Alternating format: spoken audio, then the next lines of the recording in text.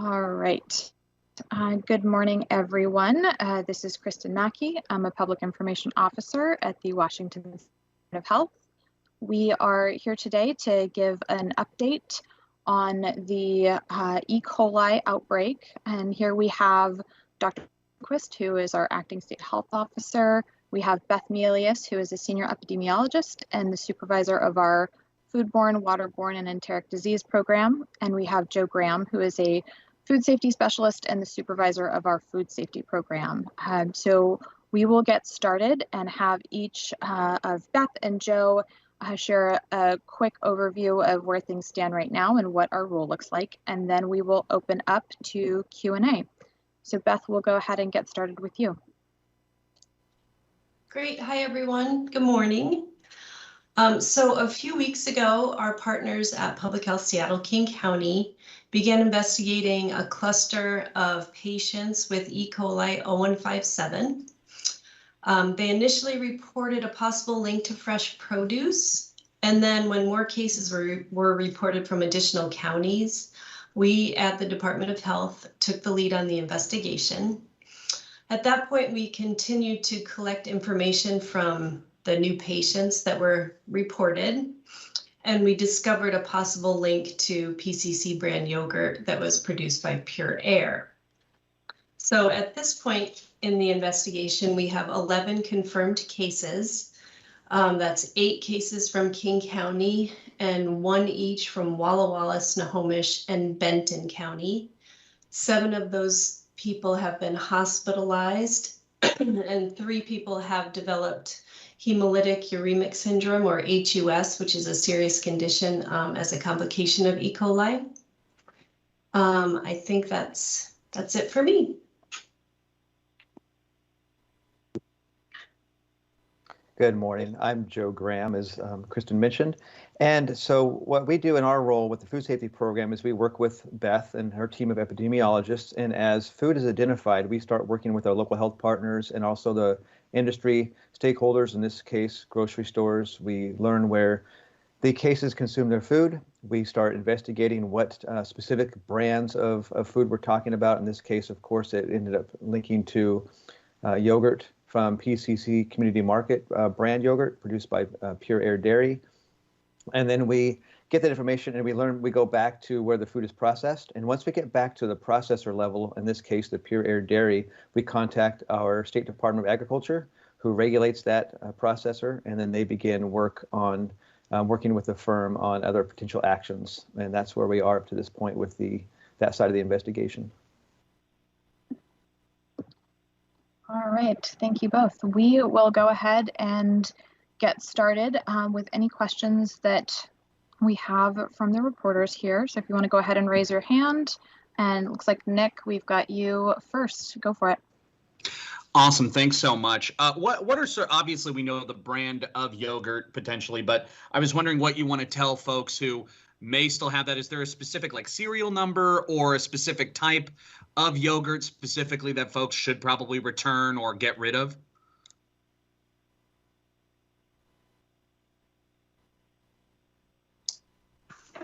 You want to take that one, Joe, or me? You can, if you're ready, go ahead. If not, I can either way. Sure. So we are saying that anyone who has PCC brand yogurt should throw it away if it's in the refrigerator. We don't have any serial numbers or anything at this time. So we're saying if there's any in your refrigerator now, get rid of it.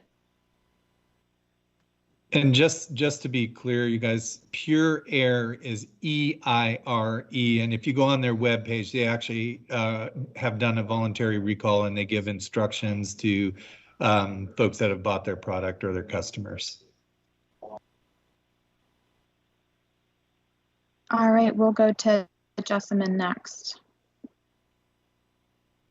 Thank you so much for your time this morning. How big of a concern is this, considering the fact that we don't know the serial numbers? Do you think that we'll see a further outbreak in the community? So we may see additional cases just because it takes a little while for us to determine that a person is sick and then is related to the outbreak by lab work, whole genome sequencing.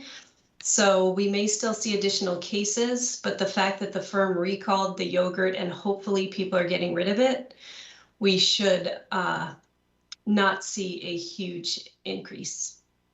Yeah, I want to echo what Beth said. I mean, because of that recall, and so far we have seen that the recall has been effective. So meaning that the stores that carried the yogurt have been very responsive. PCC was very proactive, and they removed that product from sale right away. And so that's going to be a big help in preventing cases in the future.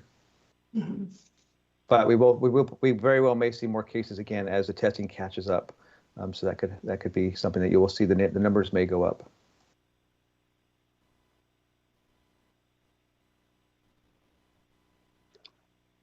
All right. Anybody else? Please raise your hand if you have a question.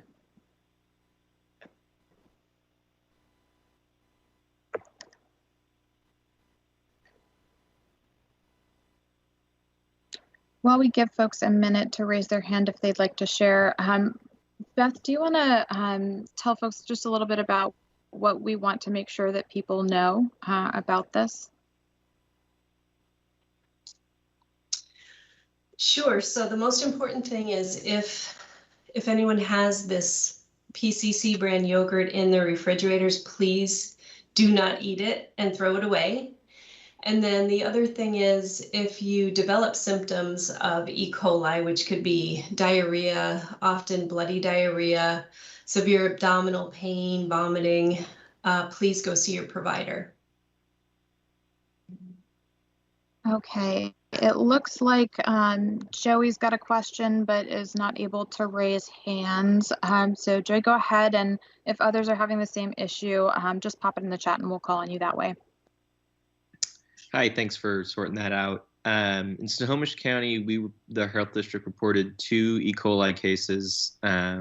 Interesting to see that only one has been linked to the yogurt. Do you have any information on that other case and where that may be coming from? Joey, this is Dr. Lindquist. Can you identify who you were with, please? Yeah, Joey Thompson with that.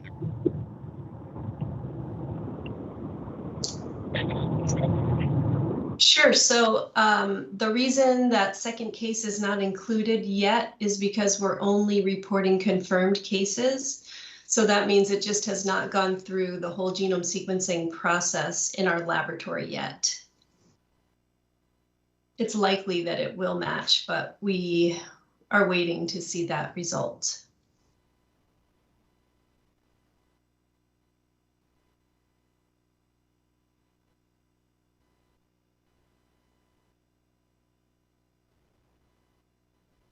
Okay. Anyone else with questions? We'll give it another minute or so here. It looks like Ryan, let's go to you next, and then we can come back to you, Nick.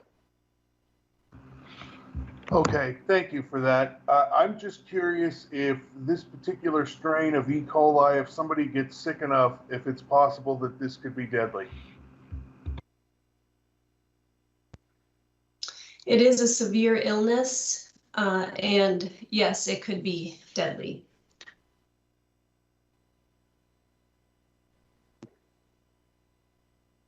All right, Nick, let's go to you. Yeah, I was just curious how long the sequencing process takes to identify cases and understand that they're all stem from the same thing. Yeah, it does take quite a while. So it takes time even just from when a person goes to the doctor and gets a stool specimen taken. That has to go to the clinical lab. The clinical lab then finds preliminary E. coli and sends the specimen to the public health lab.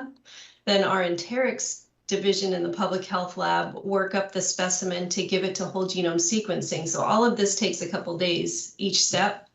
Once we get it to whole genome sequencing, they prepare it and put it into the sequencer.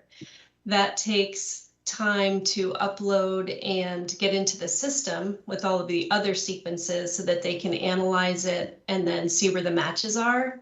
So we're talking probably from stool to sequencing 2 weeks, sometimes even more, especially if it's weekends, and sometimes sequences fail, so they have to do it again.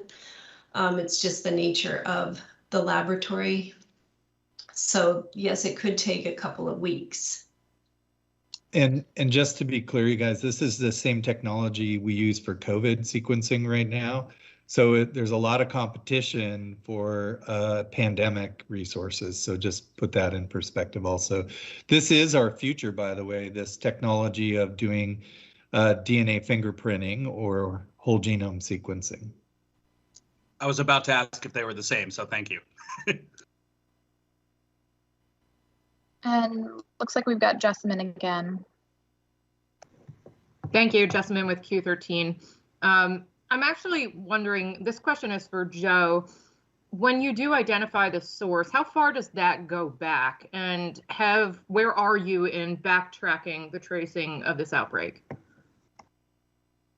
In this particular case, I mean, it goes back to in this case, it goes back to a dairy. So it's pretty short distribution channel for this particular product.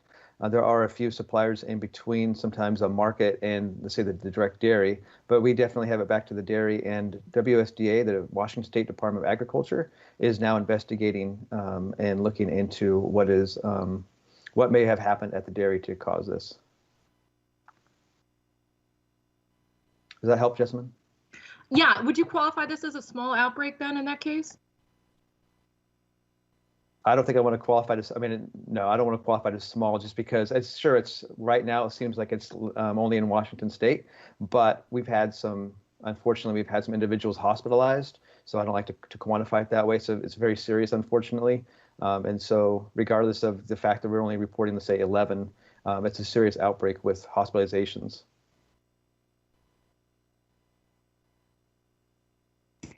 Jessamine, this is Scott. I mean, think about this. It's probably the tip of the iceberg, to be honest. I mean, you think about it, a lot of people just get diarrhea, and what does it take for you to go to your clinician with diarrhea? Is it a week of it? Is it certainly when blood shows up? Most people go in, but a lot of people may have mild symptoms and we won't even know about it. But Beth lined it out pretty well. Takes a couple days of being ill before you go into your doc, till you can get an appointment a couple days, till they get a stool sample a couple of days, till it gets cultured out a couple of days, until it gets genotyped out to cement that it is part of this outbreak through the DNA fingerprinting. It's going to take us a couple weeks to find all the cases that are still in the pipeline. So I'm with Joe. I wouldn't classify this as a small or large outbreak at this point. I would classify this as an outbreak of concern under investigation. Thank you, guys. All right, anyone else with a question, please raise your hand or let us know in the chat.